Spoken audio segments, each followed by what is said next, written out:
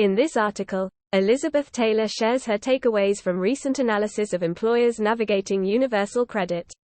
Supporting, challenging and protecting employers is critical to the success of the sector, and supporting people on universal credit to gain and sustain good work. We place a lot of emphasis in our sector on individually tailored programs, people-centric support, holistic packages to help people at every stage in their employment journey. And quite rightly so. Participants sit at the heart of every good employability program. Then set this against universal credit's dogma of work first, moving people into any job, then bettering it. Deep in this conundrum, it's easy to see where employers' wants and worries can fall through the cracks. Yet employers sit at the center of everything ERSA members deliver. Put simply, they offer the jobs that the people we support are trying to access. So is the sector doing enough to help employers recruit and keep the people they need? Helping them navigate the intricacies of the universal credit system for both their existing and potential employees, and importantly, encouraging them to offer good work, not just any work, to participants.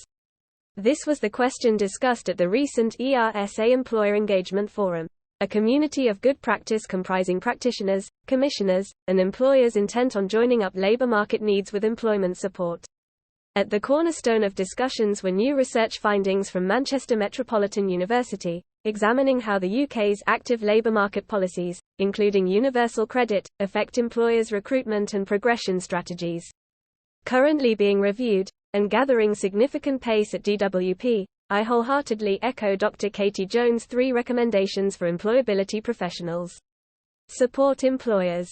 Employers are largely critical of a work-first approach, understandably wanting a more sustainable model, integrating skills development, recruitment, and retention support. Involving employers in service design early doors will lessen, if not eliminate, many barriers in recruiting and managing people furthest from the labour market, or those with additional support needs. We heard excellent examples from the growth companies Fern, Goddard of employer forums giving direct feedback on the people issues they face.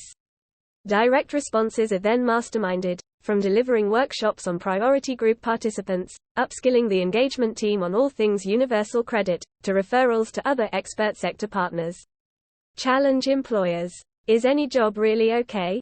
Or should we be encouraging employers to go further? For the majority of participants, I would say that employability professionals have a definite role to play in encouraging employers to go above and beyond minimum scheme requirements. From simply questioning why a different approach couldn't work, different hours, different pay grades, to suggesting recognized charters and frameworks to employ, we have the knowledge and best practice to share. While employers must ultimately take responsibility for the quality of their workers' experiences, our encouragement and proactive challenges can help shape more inclusive employer practices.